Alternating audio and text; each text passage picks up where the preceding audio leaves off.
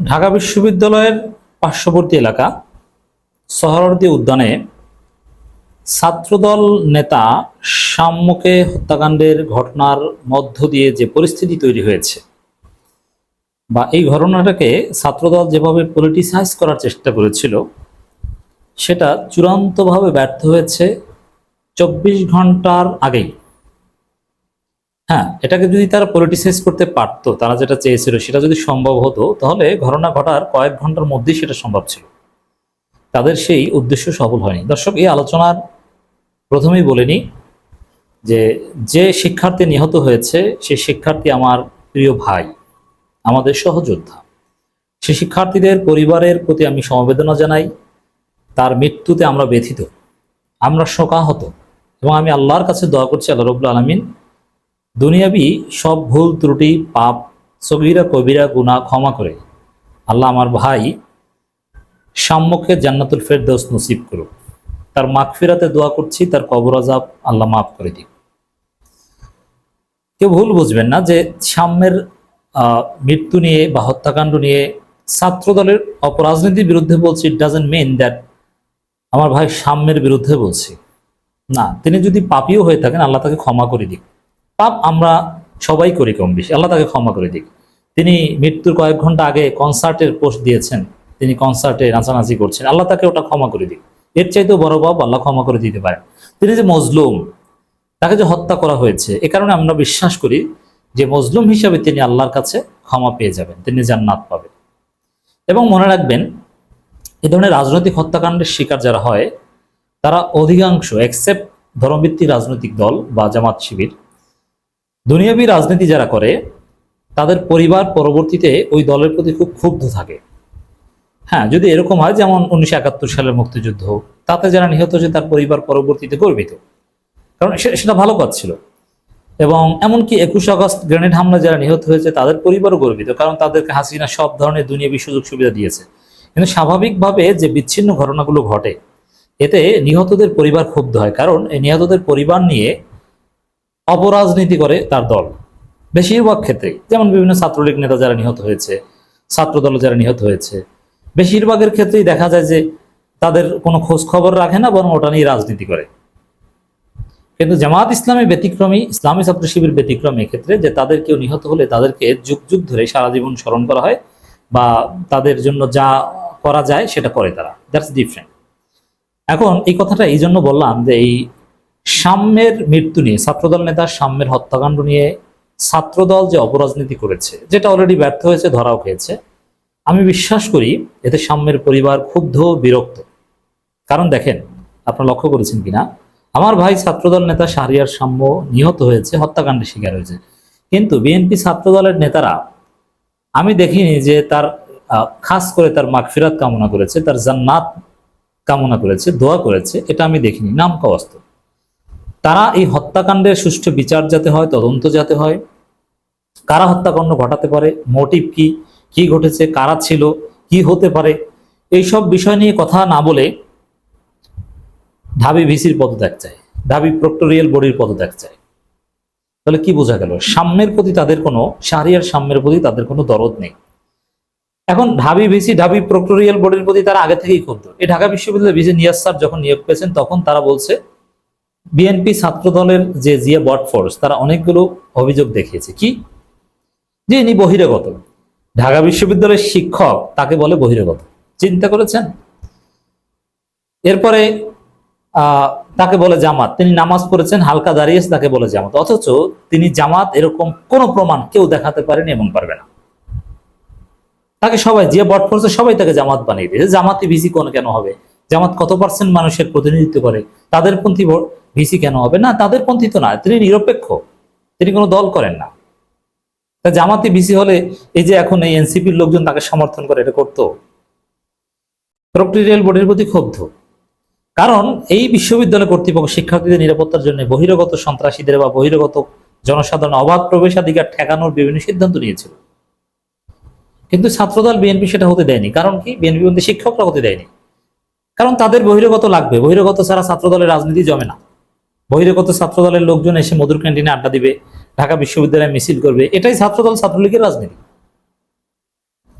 তো দর্শক, আরেকটা কথা আমি যেটা বিশ্বাস করি, যেমন আমার ভাই শাম্যের হত্যাকাণ্ড যদি নিছক ছিনতাই ঘটিত বা মাদক সেবন ঘটিত কিংবা বাইকে সংঘর্ষ ঘটিত যদি হয়ে থাকে, দ্যাটস ডিফারেন্ট। আর যদি এর পেছনে কোনো পলিটিক্যাল ইন্টেনশন থেকে থাকে, তাহলে আমি বিশ্বাস করি মনে প্রাণে, এবং ইটস ট্রু, এটাই রাজনীতি, যে শিবিরের উপর দায় চাপানোর জন্য এই ধরনের হত্যাকাণ্ড। রাজশাহী বিশ্ববিদ্যালয় সহ বিভিন্ন জায়গায় আপনারা দেখেছেন না, সেই মাহবুব সালেহীকে কিভাবে ধরা হয়েছিল, শামসুল আলম গোলাপকে, ফারুক হত্যাকাণ্ড, এরকম অসংখ্য নজির আছে যে শিবিরের উপর দায় চাপানোর জন্য ক্যাম্পাসে হত্যাকাণ্ড ঘটে। পরে দেখা যায় যে এটা নিজেরা বা পরিকল্পিত, বা শিবিরের সাথে কোনো সম্পর্ক নেই, পারিবারিক বা মাদক সেবন সংক্রান্ত বা নারী ঘটিত। কিন্তু শুরুতেই টানা কয়েক বছর প্রথম আলো ডেইলি স্টার সবাই মিলে শিবিরকে দায় দাও, শিবিরকে দায় দাও, শিবির এটা করেছে, শিবির খেদাও, শিবির ধরো, শিবির মারো, এই জুলুম শিবির উপর করা হয়ে আসছে।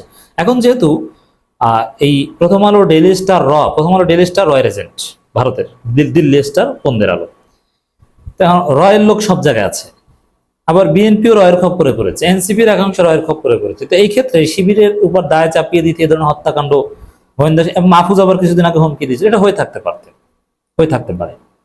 কিন্তু শেষ পর্যন্ত কি হলো, ঘটনাটা এমনভাবে ঘটলো, এমন জায়গায় ঘটলো, এমন সময় ঘটলো, যেখানে শিবিরের উপর দায় চাপানোর কোনো সুযোগ কেউ পেল না। একটা দিক হচ্ছে যে এখন আগামী 2 দিন পর 3 দিন পর প্রথম আলো ডেইলি স্টার বা কেউ শিবিরের উপর দায় চাপাবে, এরকম কোনো সুযোগ নেই।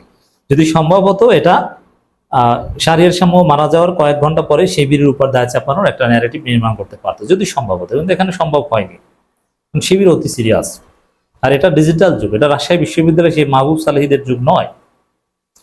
এবং আরেকটা বিষয়, যেহেতু এই ঢাবি ভিসিকে তিনি নিরপেক্ষ, আর নিরপেক্ষ ভিসি পছন্দ না, বিএনপি ছাত্র দলের চাই বিএনপির ভিসি, যিনি কেমন ভিসি চায় বিএনপি ছাত্রদল, ওই যে কুয়েটের ভিসির মতো, মাসুদের মতো, যে বহিরাগত বিএনপি সন্ত্রাসীদেরকে ক্যাম্পাসে ঢুকিয়ে তারপরে শিক্ষার্থীদেরকে পেটাবে, তারপর আবার ওই শিক্ষার্থীদের বিরুদ্ধে মামলা দেবে, ওদেরকে গ্রেপ্তার করাবে। বিএনপি ছাত্রদল চায় ওইরকম ভিসি। এখন নিয়াজ স্যার তো ভদ্র মানুষ, নিরপেক্ষ মানুষ, তিনি তো আর কোনো দলের দালালি করবেন না, যার ফলে এটা মানতে পারছেন না। ঢাবি ভিসিকে সরানো যে কোনো ঘটনাকে কেন্দ্র করে, মানে বিষয়টা এরকম যে শাহরিয়ার নিহত হয়েছে, ছাত্রদল শোক প্রকাশ করবে, ক্ষুব্ধ হবে, কিন্তু না, তারা খুশি। কেন খুশি? যে না, এইবার ঢাবি ভিসির বিরুদ্ধে একটা সুযোগ পেয়েছি, এবার তাকে একটু ধরি। এই সাম্যের মৃত্যুকে কেন্দ্র করে ছাত্রদল বিএনপি চেয়েছিল এটা, শিবিরের উপর দায় চাপানো, এটা তাদের কমন প্রিন্সিপাল, এস্টাবলিশড নীতি, সেটা তো পারলো না। ঢাবি ভিসির পদত্যাগ, প্রক্টোরিয়াল বডির পদত্যাগ করুন, এটাও পারলো না, কারণ একযোগে ঢাবি শিক্ষার্থীরা ভিসি প্রক্টোরিয়াল বডির পক্ষ নিয়েছে, শিবির সহ বৈষম্যবিরোধী ছাত্র আন্দোলন, ছাত্র সংসদ থেকে শুরু করে সাবেক শিক্ষার্থী সবাই, মানে এখানেও ছাত্রদল একটা ধরা খেলো। এটাও প্রচারণাটা হালে পানি পেল না। কিছু বটফোর্সের লোকজন প্রচারণা চালিয়েছে, কিন্তু কাজ হয়নি, ব্যর্থ। ছাত্রদলের প্রজেক্ট ব্যর্থ, বরং ঘটনা ঘটলো উল্টা। কারণ ছাত্রদল যেটা এতদিন বাধা দিয়েছে, শিবির যেটা চেয়েছিল, অন্য সবাই যেটা চেয়েছিল, বিএনপি এবং ছাত্রদল, বিএনপি বন্ধু শিক্ষক এবং ছাত্রদল যেটা বাধা দিয়েছে এতদিন, এখন সেটা বাস্তবায়ন হয়েছে। কি বাস্তবায়ন হয়েছে দেখেন খবর। সাম্য হত্যাকাণ্ড, ঢাবি প্রশাসন, সোহরাওয়ার্দী উদ্যান এবং সংশ্লিষ্ট কর্তৃপক্ষের মধ্যে সভা গুরুত্বপূর্ণ কিছু সিদ্ধান্ত।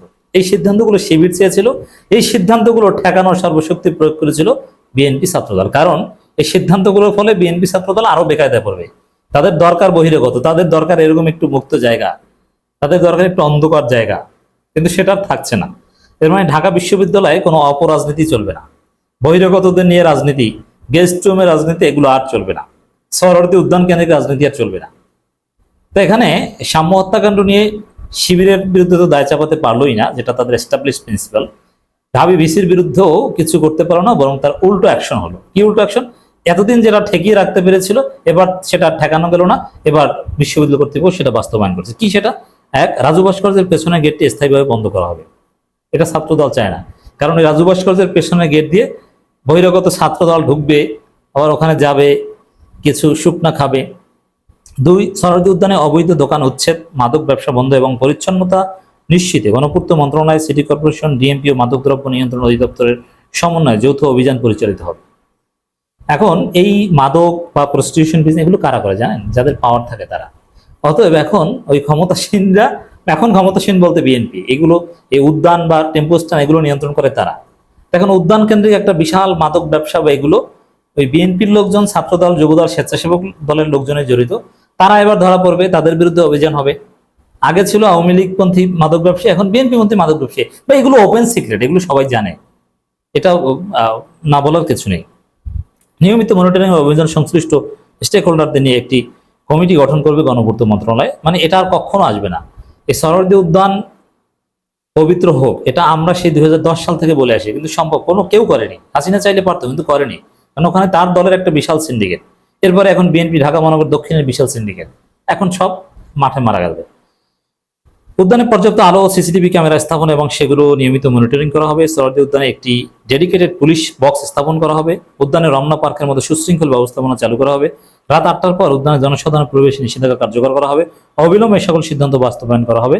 সরোয়ার্দী উদ্যানকে এক আতঙ্কের স্থান থেকে ধীরে ধীরে একটি নিরাপদ ও স্বস্তিদায়ক স্থানে রূপান্তর করার উদ্যোগ নেওয়া হয়েছে। এ প্রক্রিয়ায় সরকার ও বিশ্ববিদ্যালয় প্রশাসন শিক্ষার্থীদের সহযোগিতা প্রত্যাশা করে। ইতিমধ্যে সাম্য হত্যাকাণ্ডের ঘটনায় 3 জনকে গ্রেপ্তার করা হয়েছে। ঘটনাকে গুরুত্ব সহকারে তদন্ত করে দোষীদের বিচারের আওতায় আনা হবে। এখন যেহেতু গ্রেপ্তার শুরু হয়েছে, আর যেভাবে ঘটেছে তাতে ভিসি, প্রক্টোরিয়াল বডি, শিবির কাউকে দায় দেওয়ার সুযোগ নেই। অতএব ছাত্রদলকে বলবো, অপরাজনীতি বন্ধ করে সাম্যের জন্য দোয়া করুন এবং এই মাদক ব্যবসায়ী বা এদের আর প্রশ্রয় দিবেন না।